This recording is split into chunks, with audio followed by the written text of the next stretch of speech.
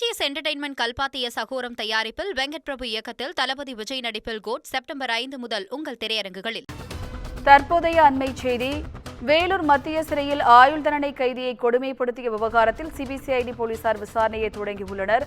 இது தொடர்பாக முதல் தகவல் அறிக்கையும் வெளியாகியுள்ளது. கூடுதல் விவரங்களை செய்தியாளர் சுப்பிரமணியன் வழங்க கேட்கலாம்.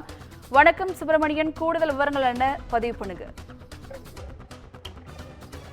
வேலூர் சிறையில் ஆயுள் தண்டனை கைதியை கொடுமைப்படுத்தி வேலை வாங்கியதாக குற்றச்சாட்டு எழுந்திருந்தது. அதன் அடிப்படையில் சிபிசிஐடி போலீசார் விசாரணை நடத்தி வழக்கு பதிவு செய்ய வேண்டும் என்ற உத்தரவும் சென்னை உயர்நீதிமன்றம் பிறப்பித்திருந்தது. அதன் அடிப்படையில் சிபிசிஐடி போலீசார் டிஐஜி ராஜலட்சுமி உள்பட 14 பேர் மீது வழக்கு பதிவு செய்திருந்தார்கள்.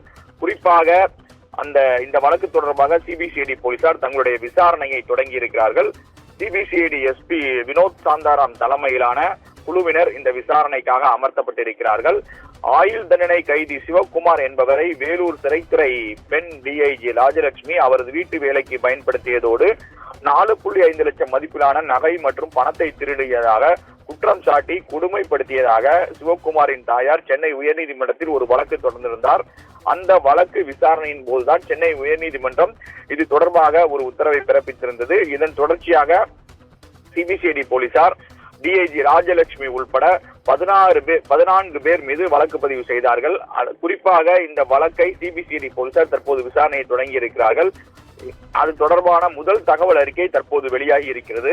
அந்த முதல் தகவல் அறிக்கையில் வேலூர் சிறைத்துறை டிஐஜி ராஜலட்சுமி, வேலூர் சிறை கூடுதல் எஸ்பி அப்துல் ரஹ்மான், ஜெயிலர் அருள்குமரன், சிறை தனி பாதுகாப்பு அதிகாரி அருள்குமரன், அதே போல ராஜலட்சுமியுடைய பிஎஸ்ஓ பாதுகாப்பு காவலர் ராஜு, சிறை காவலர்கள் ரஷீத், மணி, பிரசாந்த், ராஜா, தமிழ்ச்செல்வன், அதே போல விஜி, பெண் காவலர்கள் சரஸ்வதி, செல்வி, சிறைவார்டன் சுரேஷ், சேது ஆகிய 14 பேர் மீது 5 பிரிவுகளின் கீழ் அந்த வழக்கு என்பது பதிவு செய்யப்பட்டிருக்கிறது.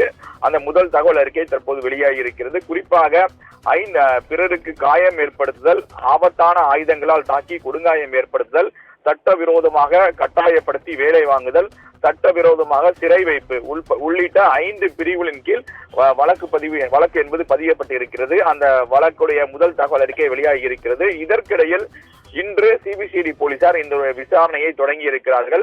சிபிசிஐடி எஸ்பி வினோத் சாந்தாராம் தலைமையிலான போலீசார் நேரடியாக வேலூர் சிறைக்கும் அதே போல சேலம் மத்திய சிறைக்கும் சென்று இந்த விசாரணையை இன்று தொடங்க இருக்கிறார்கள். முதல் கட்டமாக இன்று சேலம் சிறையில் இந்த விசாரணை என்பது நடத்தப்பட இருக்கிறது. அதன் பிறகு நாளை வேலூர் மத்திய சிறைக்கு சென்று விசாரணை நடத்த சிபிசிஐடி போலீசார் முடிவு செய்திருக்கிறார்கள். நேரடியாக சிறைக்குள் சென்று இந்த விசாரணை நடத்த இருக்கிறார்கள்.